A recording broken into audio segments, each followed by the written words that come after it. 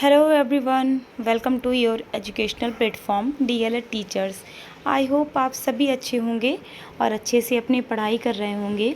आज हमारा DElEd first semester का जो 6th पेपर है हिंदी भाषा का, उसका हम लोग सेकेंड चैप्टर डिस्कस कर रहे थे, जिसकी हम 3 पार्ट्स ऑलरेडी डिस्कस कर चुके हैं, जिसमें हमने स्वर, व्यंजन, ये सब दोनों कंप्लीट कर लिए हैं। ठीक है, और आज हम जो पढ़ने जा रहे हैं वो है हमारा उच्चारण। ठीक है, सेकेंड पार्ट के सेकेंड चैप्टर के हम लोग 3 पार्ट्स कर चुके हैं कंप्लीट, और अब जो 4th पार्ट है उसमें हम पढ़ेंगे उच्चारण। ठीक है, तो चलिए देख लेते हैं उच्चारण क्या होता है। सबसे पहले देखते हैं उच्चारण का अर्थ। ठीक है, किसी शब्द या ध्वनि को सही ढंग से और स्पष्ट रूप से बोलना। ठीक है, क्या अर्थ है? किसी शब्द या ध्वनि को सही ढंग से और स्पष्ट रूप से बोलना क्या है? उच्चारण है। ठीक है, अब देख लेते हैं शुद्ध उच्चारण क्या है। किसी शब्द को उसकी सही ध्वनि के साथ बोलना, जैसा कि वह भाषा में लिखा और बोला जाता है। यह भाषा के नियमों और ध्वनियों के अनुसार सही ढंग से उच्चारण करने को संदर्भित करता है। ठीक है, तो ये है हमारा क्या है? शुद्ध उच्चारण।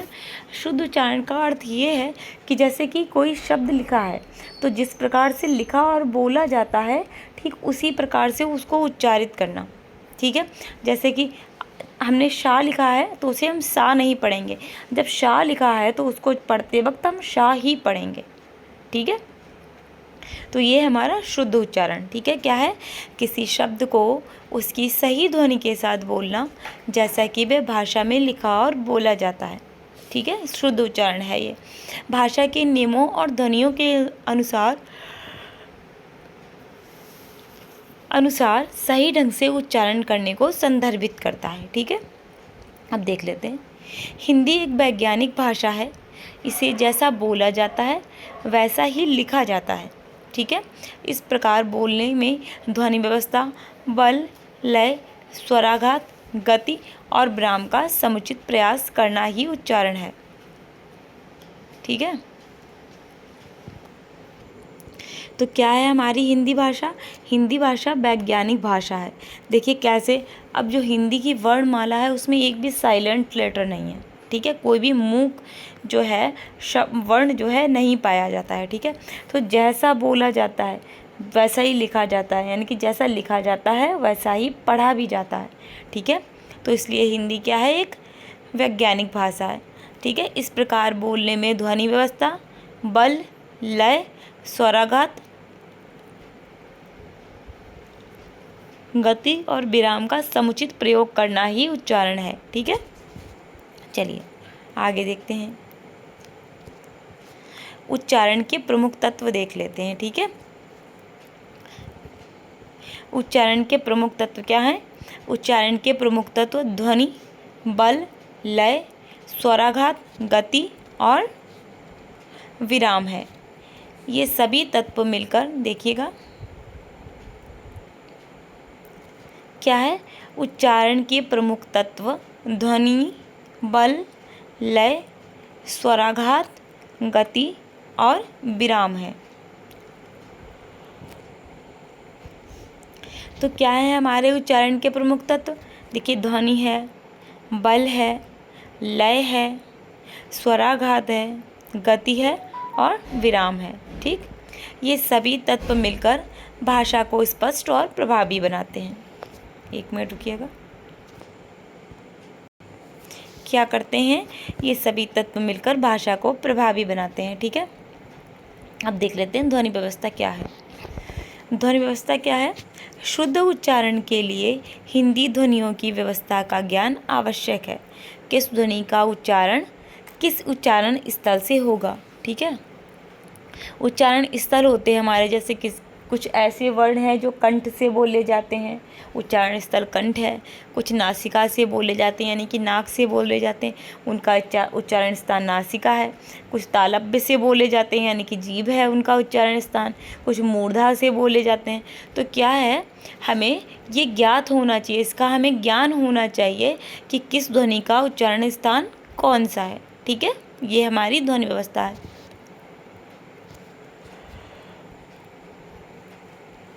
अब है बल।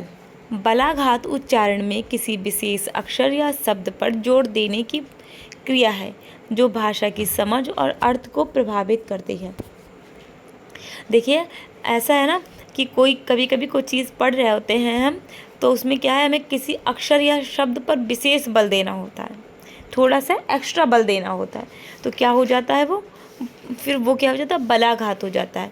ठीक है, जो भाषा की समझ को प्रभावित करता है, जिससे कि पता, देखिए उतार चढ़ाव जैसे होते हैं वैसे ही बल होता है, कहीं पे कम बल लगाना है, जैसे कि कोई वीरता की कविता हम पढ़ रहे हैं तो कहीं कहीं पे हमें अधिक बल लगा के बोलना पड़ता है। ठीक है, तो क्या हो जाता है, ये हमारा बलाघात होता है। ठीक है, बल होता है।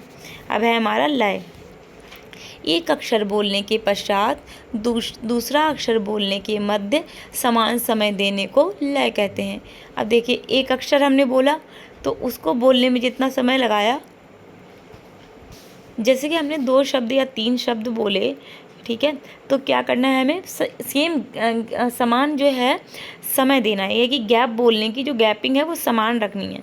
जैसे हमने बोला आज तक, ठीक है, अब जितना रखा है आज तक वो, ठीक है, इस तरीके से। जैसे बोला राम ने खाना खा लिया, हमने कहीं बोला राम ने खाना खा लिया, ये चीज़ गलत हो जाएगी। तो हमें कैसे बोलना है, राम ने खाना खा लिया।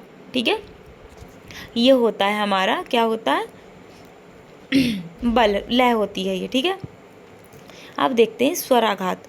उच्चारण में ध्वनियों के समुचित आरोह अवरोह को स्वराघात कहते हैं। ठीक है, कहाँ पर ज़्यादा उतार है, कहाँ पर ज़्यादा चढ़ाव है, उतार चढ़ाव का ध्यान रखना। ठीक है, आरोह और अवरोह कहलाता है। ठीक है, स्वराघात।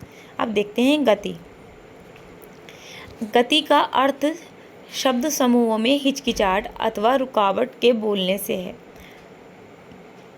देखिए, गति किस स्पीड से हमें सब शब्दों को बोलना है। ठीक है, कहीं कहीं पे ये हो जाता है कि हिचकिचा गया बच्चा, ठीक है, तो क्या हो जाएगा, रुकावट के साथ बोलेगा, रुक रुक के बोलेगा, तो क्या हो जाएगा, फिर वहाँ पर बोलने का ढंग थोड़ा बिगड़ जाएगा।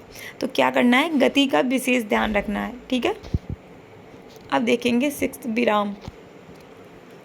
विराम का अर्थ है रुकना। ठीक है, लंबे लंबे वाक्यों को शुद्ध रूप से पढ़ने के लिए यथास्थान पर रुकते हुए पढ़ना। ठीक है, अब कुछ हमने पढ़ा थोड़ा सा, फिर हमने विराम दिया, फिर से पढ़ा। ठीक है, क्योंकि विराम का इस्तेमाल करना बहुत आवश्यक होता है, नहीं तो अर्थ का अनर्थ हो जाता है। ठीक है, चलिए अब देखते हैं अशुद्ध उच्चारण के कारण। ठीक है, 2015, 2016 और 2023 में आपसे क्वेश्चन पूछा गया है। ठीक है, कि अशुद्ध उच्चारण के कारण क्या हैं। ठीक, चलिए देखते हैं। अशुद्ध उच्चारण के निम्न कारण हो सकते हैं। पहला क्या है, ध्वनियों व उनके उच्चारण स्थलों का पूर्ण ज्ञान ना होना। ठीक है, ध्वनियों का ज्ञान नहीं है, कहाँ से ध्वनियाँ बोलनी है, किस उच्चारण स्थल से बोलनी है, उसका ज्ञान अगर नहीं होगा तो उच्चारण शुद्ध नहीं होगा। ठीक है, अशुद्ध उच्चारण करने वाले व्यक्तियों के साथ संपर्क। अब कोई व्यक्ति है, एक ऐसा मान लीजिए परिवार है जो अशुद्ध उच्चारण ही करता है, या कक्षा में शिक्षक अशुद्ध उच्चारण कर रहा है, या बच्चा जहाँ पर बैठ रहा है वहाँ पर लोग अशुद्ध उच्चारण कर रहे हैं, तो क्या होगा, फिर बच्चा भी अशुद्ध उच्चारण करेगा। ठीक है, तो इसीलिए बोला गया है अशुद्ध उच्चारण करने वाले व्यक्तियों के साथ संपर्क। क्षेत्रीय भाषा का प्रभाव। क्षेत्रीय भाषाएं कुछ होती हैं, वहाँ पर उसका प्रभाव होता है। ठीक है, कि वहाँ पर आप कुछ क्षेत्र ऐसे हैं कि हमारे यहाँ जैसे बोला जाता है वहाँ पर उस चीज़ को अलग तरीके से बोला जाता है। ठीक है, जैसे कि अब देखिए आप लोग कि कहीं कहीं पर ऐसा होता है ना कि आप देख लीजिए, गोरखपुर साइड चले जाइए। ठीक है, रक्षा को क्या कहेंगे, रक्षा। ठीक है, रक्षा को बोलते हैं रक्षा। शिक्षा को क्या बोलते हैं, शिक्षा को, क्या बोल देंगे, शिक्षा। ठीक है, रक्षा को रक्षा बोल देंगे। तो क्या हुआ, अशुद्ध उच्चारण हो गया ये, क्योंकि उनकी क्षेत्रीय भाषा ही यही है। तो वहाँ पर जो बच्चा होता है, या जो बच्चा छोटे से सुनता आता है, वैसे ही वो बड़े होकर प्रोनाउंसिएशन करता है, उच्चारण वैसा ही करता है शब्दों का। ठीक है, अब आपने ग्रामीण क्षेत्रों में देखा होगा कि जो सही शब्द होते हैं उनका भी वो लोग अपनी भाषा में ढाल लेते हैं। ठीक है, जैसे नियर शब्द एक इंग्लिश का शब्द है तो बोल देंगे नियर है। नियरे रहते हैं, ठीक है, बोलते हैं ना, मोस्टली देखा होगा, सुना होगा आप लोगों ने, ठीक है। तो ये चीज़ें हैं क्षेत्रीय भाषाओं का प्रभाव। आगे देखते हैं, व्यक्ति के ध्वनि यंत्रों में विकार, ठीक है, ध्वनि यंत्रों में अगर विकार होगा तब भी जो है शुद्ध उच्चारण नहीं कर पाएगा व्यक्ति। शर्मीला स्वभाव होना, अधिक शर्माएगा व्यक्ति तब भी उसके उच्चारण में अशुद्धियाँ आएंगी। डर और भय के कारण, ठीक है, अक्षरों और मात्राओं का अस्पष्ट ज्ञान और मानसिक असंतुलन, ठीक है। चलिए, 2016 और 2017 में आपसे क्वेश्चन पूछा गया है अशुद्ध उच्चारण के सुधार के उपाय, ठीक है। तो क्या करके हम सुधार करवा सकते हैं? अनुस्वार विसर्ग का पूर्ण ज्ञान व अभ्यास कराना, ठीक है, अनुस्वार और विसर्ग।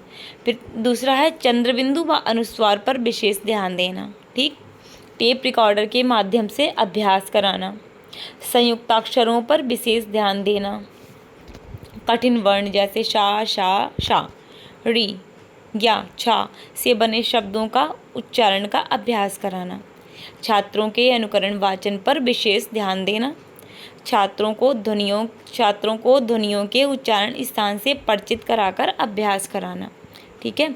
अब 8th है हमारा शारीरिक दोष को दूर करके। 9th है बच्चों को ऐसे व्यक्तियों के साथ बैठाना जो शुद्ध उच्चारण करते हों, ठीक है। चलिए,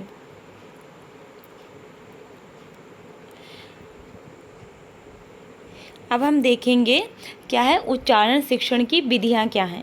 2015 और 2017 में आपसे क्वेश्चन पूछा गया है कि उच्चारण शिक्षण की विधियां क्या हैं। तो पहली है हमारी उपकरण विधि, ठीक है, उच्चारण शिक्षण में टेप रिकॉर्डर, रेडियो आदि उपकरणों का प्रयोग करना चाहिए, ठीक है। अब दूसरी है अनुकरण विधि। इस विधि में शिक्षक पहले कोई शब्द या वाक्य बोलता है और छात्र उसका अनुसरण करते हैं। यहाँ पर लिखिएगा अनुसरण, शाह छूट गया लिखना हमें लग रहा है,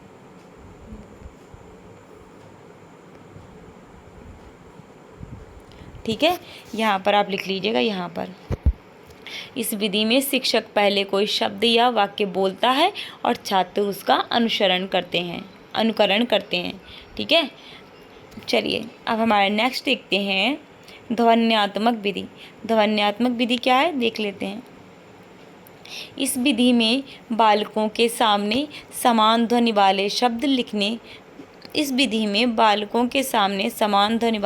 लिखने का अवसर दिया जाता है, जिससे बालक कम समय में बहुत सारे शब्द आसानी से सीख लेता है, ठीक है। ध्वन्यात्मक विधि का जो सुनने में सेम लगते हों शब्द, ठीक है, जो सुनने में सेम लगते हैं, समान ध्वनि जिनकी होती है, उनको लिखने का अवसर प्रदान किया जाता है बच्चों को। इससे क्या होता है कि समय कम लगता है और बच्चे बहुत सारे शब्द एक साथ सीख जाते हैं। जैसे कि बच्चा सीखेगा नल, फिर चल, तो कल और जल। अब देखिए बिल्कुल सेम लग रहे हैं ना सुनने में, ध्वनि से हमारे नल, चल, कल, जल, तो बच्चा सीख जाएगा ना एक साथ। अगर नल सीखेगा तो आगे इतने शब्द और सीखेगा। फिर नाम, धाम, काम, ठीक है, ये हमारी थी ध्वन्यात्मक। अब देख लेते हैं हम उच्चारण संबंधी अशुद्धियाँ और उनका निवारण, ठीक है। पहली अशुद्धि क्या है हम देखते हैं, शा, शा तथा सा की अशुद्धियाँ, ठीक है। इस प्रकार की अशुद्धियाँ यानी कि उच्चारण संबंधी अशुद्धियाँ सामान्यतः बालकों में क्षेत्रीय भाषा के प्रभाव के कारण या किसी अन्य शारीरिक विकार के कारण हो सकती हैं। देखिएगा, अब देखते हैं शुद्ध क्या है, षड्यंत्र। क्या लिख दिया, षड्यंत्र, या बोल दिया। देखिए शुद्ध है षड्यंत्र, अब बच्चे ने पढ़ा षड्यंत्र। शुद्ध है शांति, बच्चे ने पढ़ा शांति, ठीक है। क्या हो गया, ये अशुद्ध हो गए ना। चलिए, अब देखते हैं अनुस्वार एवं चंद्रबिंदु की अशुद्धियाँ, ठीक है। क्या है, देखिए अनुस्वार। अब हंसना कैसे लिखना चाहिए हमें, चंद्र का बिंदु लगा के ऐसे। अब कैसे लिख देते हैं, हंसना, ठीक है। तो क्या है, हंसना, ठीक है। हंस ऐसे लिखा जाएगा, सिर्फ एक बिंदी लगेगी ऊपर। अब लिख दिया चंद्र बिंदु लगा के। चांद में चंद्र बिंदु लगेगा तो एक बिंदु लगा दिया, ठीक है। ये देखिए, ये हमारे शुद्ध हैं और ये हैं अशुद्ध। ये शुद्ध, ये अशुद्ध, ये शुद्ध, ये अशुद्ध, ठीक है। चलिए आगे देखते हैं संधि संबंधी अशुद्धियाँ। देखिए अब पहले हम लिखेंगे शुद्ध। ये देखिए लिखा जाता है उपर्युक्त। उपर्युक्त जो शब्द है वह शुद्ध, और हम लोग क्या बोल देते हैं उपरोक्त, बोलते हैं ना, मोस्टली लोग बोल देते हैं उपरोक्त। तो शुद्ध क्या है हमारा उपर्युक्त, ठीक है, बोलते हैं उपरोक्त। है अत्यधिक, शुद्ध है अत्यधिक, क्या उच्चारण करते हैं अत्याधिक। आशीर्वाद, क्या बोलते हैं आशीर्वाद, ठीक है। शुद्ध क्या है हमारा, देखिए अत्यधिक शुद्ध है, बोल देते हैं अत्याधिक। आशीर्वाद शुद्ध है, बोल देते हैं आशीर्वाद, ठीक है। निर्वाण, निर्वाण शुद्ध है, क्या बोलते हैं निर्वाण, ठीक है। तो इस प्रकार की ये अशुद्धियाँ हो जाती हैं हमारी संधि संबंधी अशुद्धियाँ, ठीक है। कैसी अशुद्धियाँ हो जाती हैं, संधि संबंधी, ठीक है। चलिए अब देखते हैं। ह्रस्व स्वर के स्थान पर दीर्घ स्वर तथा दीर्घ स्वर के स्थान पर ह्रस्व स्वर की अशुद्धि, यानी कि आ के स्थान पर आ तथा आ के स्थान पर आ, ठीक है। देखते हैं, देखिए शुद्ध क्या होता है हमारा आगामी। अब हम लोग क्या बोल देते हैं आगामी, होता है शुद्ध पारलौकिक, बोल देते हैं परलौकिक। शुद्ध होता है अधीन, मोस्टली लोग बोलते हैं आधीन, ठीक है। तो ये हो गई हमारी ह्रस्व और दीर्घ स्वर की संबंधी अशुद्धियाँ, ठीक है। चलिए अब हम देखेंगे वर्तनी, ठीक है। ये हमारा उच्चारण का टॉपिक कंप्लीट हुआ। अब देखते हैं वर्तनी। किसी शब्द को लिखने के लिए अक्षरों के सही क्रम को वर्तनी कहते हैं। देखिएगा अब क्या, कैसे, जैसे हमने लिखा कलम, ठीक है। अब हमने क्या किया, एक सीक्वेंस में लिखा है का, ला और माँ। जब हमने का, ला और माँ को एक सीक्वेंस में, एक सही सीक्वेंस में मिला, अर्थात लिखा है, अर्थात सही क्रम में लिखा है, तब जाके एक शब्द बना कलम। अब इसी को हम लिख देंगे माँ, ला, का, ठीक है। मलक कोई शब्द होता है आपका, नहीं होता है, कोई अर्थ ही नहीं है इसका, ठीक है। तो क्या था, हमने वर्ण तो वही प्रयोग किए, लेकिन सही सीक्वेंस में नहीं रखा उनको, ठीक है। अब जब इन्हीं वर्ण को हम सही सीक्वेंस में रखेंगे, पहले का रखेंगे, फिर ला रखेंगे, फिर माँ रखेंगे, तो हमारा एक शब्द बन के तैयार हो जाएगा, जो है कलम। कलम का अर्थ होता है, यानी कि जिससे हम लिखते हैं, पेन जिसको इंग्लिश में बोलते हैं, ठीक है। तो क्या है, जब हम शब्द को देखिएगा, किसी शब्द को लिखने के लिए अक्षरों के सही क्रम को वर्तनी कहते हैं। किसी शब्द को हमें लिखना है तो अक्षरों को जब हम सही सीक्वेंस में लगा के लिखेंगे, सही क्रम में लगा कर लिखेंगे, तो वो हमारी वर्तनी कहलाएगी, ठीक है। वर्तनी किसी भाषा के वर्णों का क्रम है जो एक शब्द को दर्शाते हैं और उसके सही उच्चारण और अर्थ को प्रकट करते हैं, ठीक है।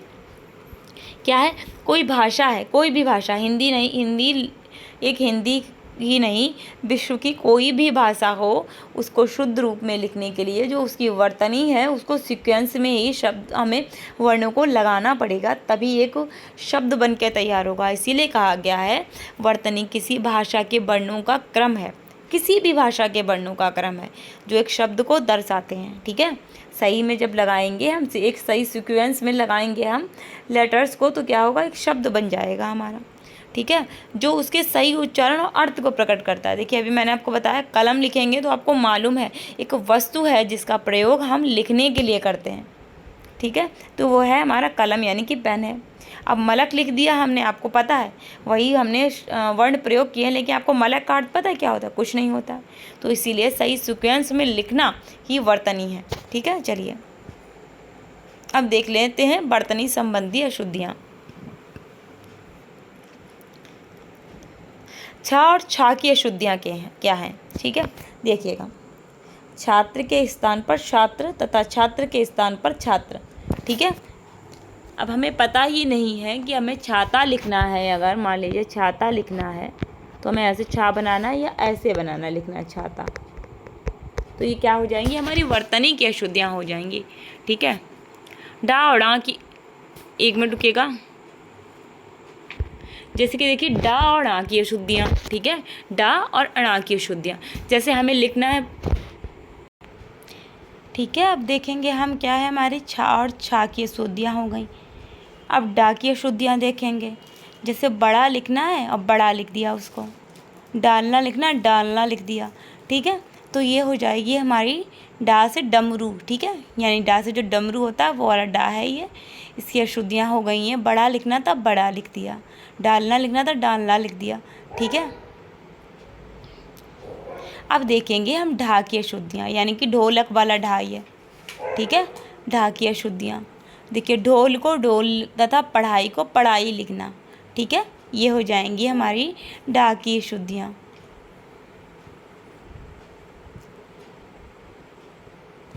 ठीक है। अब देखेंगे हम डा और ढा की अशुद्धियाँ, ठीक है। डा और ढा की अशुद्धियाँ, यानी कि बिगड़ना का बिगड़ना तथा बुढ़िया का बुढ़िया लिख देना, ठीक है। ये हो जाएंगी इसकी अशुद्धियाँ। डा और अड़ा की अशुद्धियाँ, ठीक है। डा और अड़ा की अशुद्धियाँ, परिणाम का परिणाम तथा जड़ का जड़ लिख देना, ठीक है। ये अशुद्धियाँ हो जाएंगी। री और ऋण में अशुद्धियाँ, जैसे कि ऋतु का ऋतु लिख दिया तथा रिक्त का रिक्त, ठीक। चलिए आगे देखते हैं। अड़ा के स्थान पर ना, जो हमारा ये अड़ा है, रुकिएगा,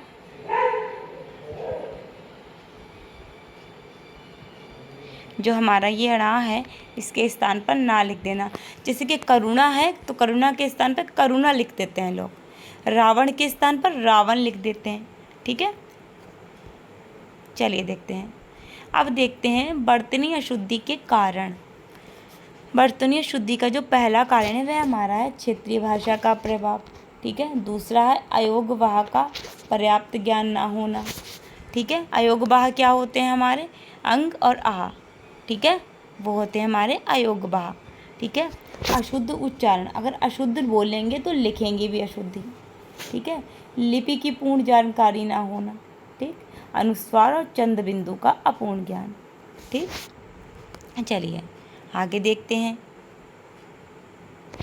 वर्तनी अशुद्धि को दूर करने के उपाय, ठीक है। चलिए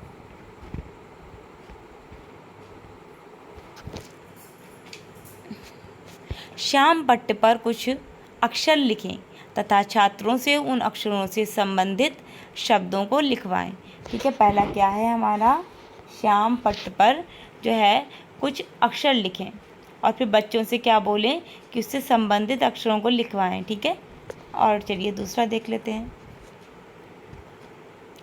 श्रुतलेख, अनुलेख तथा सुलेख का अभ्यास कराना। श्रुतलेख यानी कि सुनकर लिखना, अनुलेख यानी कि देखकर लिखना और सुलेख का अभ्यास करवाएं, ठीक है। अनुनासिक तथा अनुस्वार का स्पष्ट ज्ञान देना, शुद्ध उच्चारण का अभ्यास कराना, लिपि संबंधी पूर्ण जानकारी देना, ठीक है।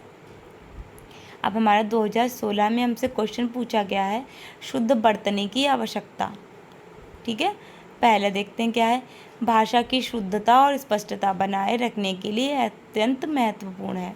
शुद्ध वर्तनी क्या है, भाषा की शुद्धता, शुद्ध रहेगी भाषा तो स्पष्ट भी रहेगी। जब आप सही लिखोगे तभी उसमें स्पष्टता आएगी, ठीक है। तो इसलिए शुद्ध वर्तनी अत्यंत आवश्यक है। संवाद में स्पष्टता, जब आप बोलेंगे ना शुद्ध तो इसमें जो संवाद हो रहा होगा उसमें स्पष्टता रहेगी। साहित्यिक लेखन में महत्वपूर्ण, कोई साहित्य आप लिख रहे हैं तो अगर शुद्ध लिखेंगे तो पढ़ने वाले को भी उसमें आनंद आएगा और अर्थ समझ पाएगा, ठीक है।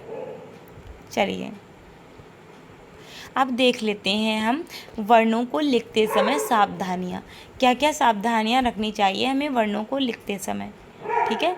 तो वर्णों को लिखते समय निम्न सावधानियाँ रखनी चाहिए, ठीक है। कौन कौन सी हैं देखिए।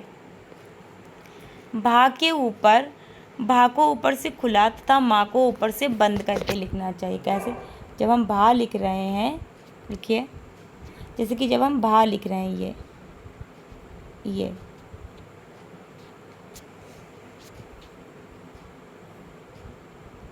ठीक है, ये क्या हुआ, हमने लिखा भा, तो हम भा को लिखेंगे ऐसे, बस यहाँ से ऊपर से शिरोरेखा खींचेंगे बस।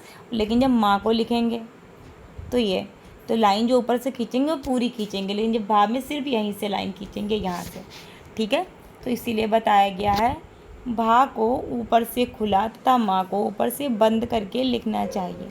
अब नंबर 2 पे क्या है हमारा, धा को ऊपर से खुला तथा घा को ऊपर से बंद करके लिखना चाहिए। कैसे लिखना चाहिए देखिए, जो हम धा लिखते हैं उसको लिखते हैं इस प्रकार से, ठीक है, लेकिन जब घा लिखते हैं तो हम लिखते हैं इसे ऐसे, ठीक है।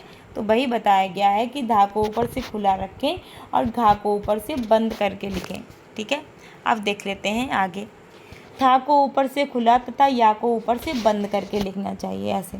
जब हम था लिखते हैं तो ऐसे लिखते हैं और या लिखते हैं तो ऐसे लिखते हैं, ठीक है। तो था को ऊपर से खुला और या को ऊपर से बंद करके लिखना चाहिए, ठीक है। अब चौथा क्या है, आ, छोटा आ और बड़ा आ, ओ, औ, अंग, आहा, था, धा तथा भा को ध्यान से देखें तो ये सभी वर्ण ऊपर से खुले रहते हैं। बालक इन वर्णों को लिखते समय उनके ऊपर पूरी लकीर खींच देते हैं, ठीक है। तो क्या है उदाहरण, धा के ऊपर पूरी लकीर खींच देने से ये घर समान तथा था के ऊपर से पूरी लकीर खींच देने से ये या के समान प्रतीत होता है, ठीक है। चलिए फिफ्थ देख लेते हैं। हिंदी में रा एक ही प्रकार का होता है, परंतु ऋ का शुद्ध उच्चारण न जानने के कारण उसे भी रा के समान ही पढ़ा जाता है, ठीक है। रा और री जो है हमारा, उसका जो है अलग अलग होता है। क्या होता है, उच्चारण। जो दोनों चीज़ें अलग अलग हैं, लेकिन जब शुद्ध उच्चारण नहीं आता तो समान ही पढ़ लेते हैं उसे, ठीक है। अब आगे देखते हैं। आधे स्वर आने पर रा को लिखने का तरीका बदल जाता है। ये निम्न प्रकार से पाए जाते हैं, देख लेते हैं भाई क्या है। पहला है, जब आधे रा के बाद कोई पूर्ण व्यंजन आता है तो पूर्ण व्यंजन के ऊपर एक वक्र घुमावदार रेखा बन जाती है, ठीक है। जैसे ये वाली ऊपर रा टांग दिया जाता है, ये वाला। तो क्या, तो जैसे हम रा लिखेंगे, कोई पूर्ण व्यंजन आ रहा है, ठीक है, तो लिखेंगे रा का आ इक्वल टू का के ऊपर रा टंग जाएगा, ठीक है, ऐसे। फिर लिखेंगे शा प्लस आ प्लस रा प्लस पा प्लस आ इक्वल टू सर्प, ठीक है। चलिए देखते हैं आगे। जब किसी आधे व्यंजन के बाद पूर्ण रा आता है तो पूर्ण व्यंजन के नीचे आड़ी रेखा बना दी जाती है इस प्रकार से, ये वाली, ठीक है। तो का प्लस रा प्लस आ इक्वल टू क्रा, पा प्लस रा प्लस आ प्लस रा प्लस आ यानी कि प्रण, ठीक है, ऐसे रेखा। आगे देख लेते हैं। जब ऐसे आधे व्यंजन जो नीचे से घुमावदार हों और बाद में पूर्ण रा आता हो तो पूर्ण व्यंजन की नीचे दो आड़ी रेखाएं बना दी जाती हैं, जैसे कि ये इस तरीके से जो हम बना देते हैं। ये कब बना, इस तरीके से जो हम बना देते हैं, कब बनाते हैं, जब आधे व्यंजन के नीचे से घुमावदार हो। जब ऐसे आधे व्यंजन जो नीचे से घुमावदार हों और बाद में पूर्ण रा आता हो, ठीक है, जैसे कि ट्रक, ठीक है, तो क्या हो जाता है, आड़ी रेखाएं बना दी जाती हैं। आगे देख लेते हैं। जब किसी व्यंजन में री की मात्रा लगती है तो व्यंजन के नीचे वक्र घुमावदार रेखा बना दी जाती है इस प्रकार से, ठीक है, इस प्रकार से। क्या है, का प्लस री इज इक्वल टू क्रा, ता प्लस री प्लस रा प्लस णा प्लस आ यानी कि तृण, ठीक है। चलिए आगे देख लेते हैं। अब आपको एक वर्ण की अगर आपसे पूछ लिया जाए एक नंबर में कि वर्ण की परिभाषा बताइए, भाषा की सबसे छोटी इकाई कौन सी है, तो आप बताएंगे भाषा की सबसे छोटी इकाई जो है क्या है, वर्ण है, ठीक है, इसके टुकड़े नहीं किए जा सकते, ठीक है। तो क्या है, वर्ण जो है सबसे छोटी इकाई है भाषा की, ठीक है। यहीं पर क्या होता है, हमारा चैप्टर 2 जो है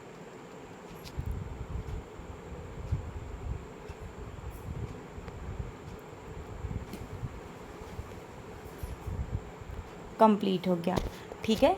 चैप्टर 2 हमारा आज कंप्लीट हो गया। कल का जो क्लास होगा हमारा, उसमें हम 3rd चैप्टर डिस्कस करेंगे, ठीक है। अगर आप लोगों को क्लास अच्छी लगी है तो लाइक करना मत भूलिएगा, ठीक है। मिलते हैं हमारे नेक्स्ट वीडियो में, तब तक आप लोग अपना ध्यान रखिएगा। Take care, bye bye, see you soon, bye bye.